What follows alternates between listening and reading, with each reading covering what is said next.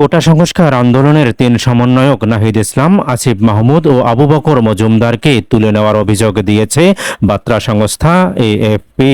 রাজধানীর গণস্বাস্থ্য হাসপাতাল থেকে বিকেলে গোয়েন্দা পুলিশ তাদের তুলে নিয়ে যায় বলে হাসপাতাল কর্তৃপক্ষ জানিয়েছেন। নাহিদের বড় বোন ফাতেমা তাসনিম এএফপিকে জানান, সাদা পোশাক পরা গোয়েন্দা সংস্থার ৬ ব্যক্তি তাদের ৩ জনকে তুলে নিয়ে যায়। আর হাসপাতালের একাধিক চিকিৎসক ও নার্স জানিয়েছেন, গত কয়েকদিন ধরে গণস্বাস্থ্য নগর হাসপাতালে চিকিৎসাধীন অবস্থায় ছিলেন তারা।